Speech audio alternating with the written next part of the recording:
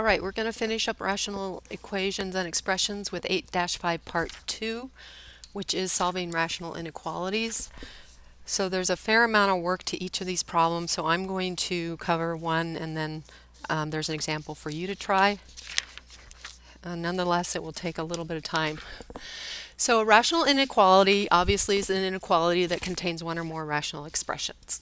So it's going to be just like the equations, except we're going to have a greater than or less than sign somewhere.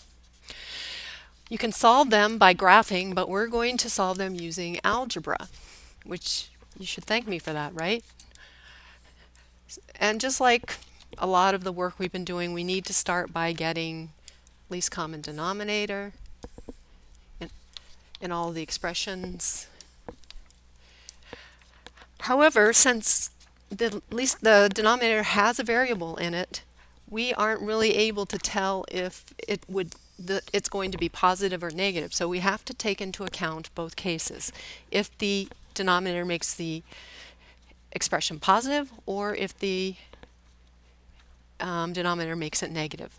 So we have to basically do two sets of solutions and combine them together. Solve 6 over x minus 8 is less than or equal to 3 algebraically. So here's kind of the steps that we're going to go through to solve this. And this is in addition to finding the LCD and doing all the other things. This is kind of the big steps. First, we're going to assume that the denominator is positive and just solve the inequality as if it were just an equal sign there. It's going to be basically sort of the same thing. Then we want to, since we're assuming it's positive, we have to solve for values where the denominator is positive. So we're saying assume it's positive. That means that x minus 8 has to be greater than 0. What values make x minus 8 greater than 0? And notice it's not greater than or equal to, it's got to be greater than 0. Then we're going to assume, so that's the first case, big case. The second big case is we're assuming that it's negative. And remember, since we have this, if this is negative, it's in the denominator, we're going to be multiplying both sides by that value.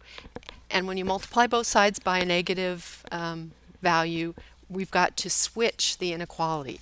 So we're going to solve it almost identically to this. However, the inequality is going to be switched. So then, since we're assuming it's negative, we're going to find out what values of x would make x minus 8 less than 0 or negative. And then we're going to combine those answers. All right, so let's look at we're going to solve this one. Let's look at what we've done here. Our LCD is x minus 8. So they don't really go through the work of showing you that, but we know that's the only denominator we have. So first thing we're going to do, just like solving equations, multiply both sides of the equation or the inequality by that LCD because we want to eliminate the denominator. Since it's positive, we don't have to change the inequality. So it's just going to stand as it is. This cancels out. Now you're left with 6 is less than or equal to 3x minus 24. They distribute this, add 24 to both sides, and then divide by 3. And you have x has to be greater than or equal to 10. All right, so it's telling us if LCD is positive, x is going to be greater than or equal to 10. What values of x make that positive?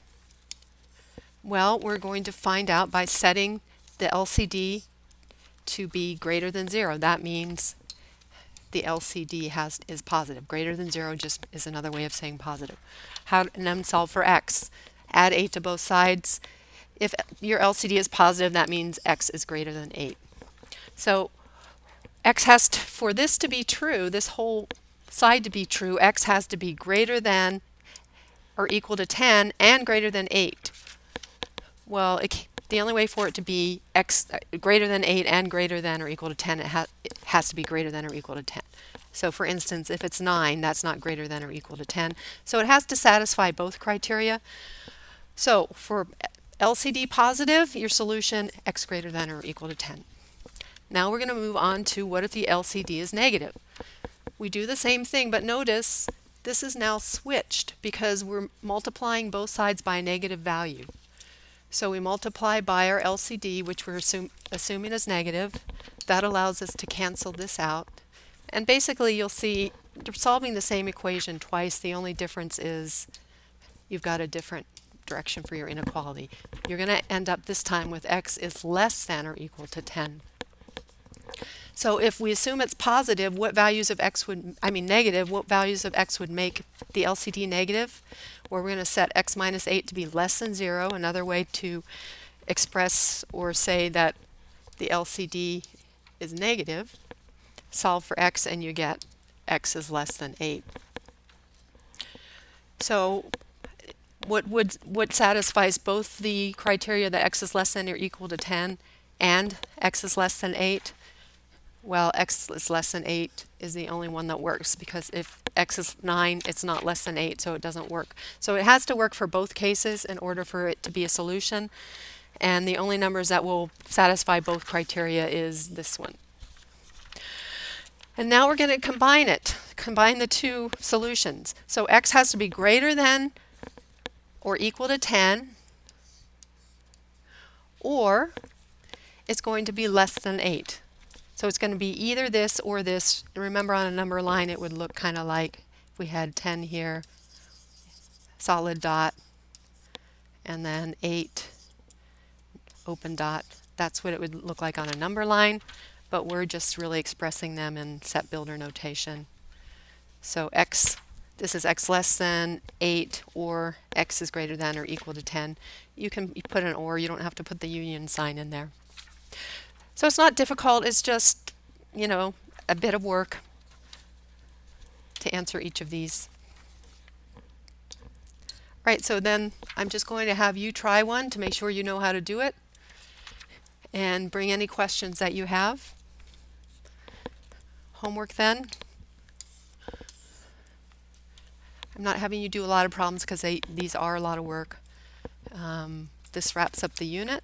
And next, after this, we will be doing our review and test for 8-1 to 8-5.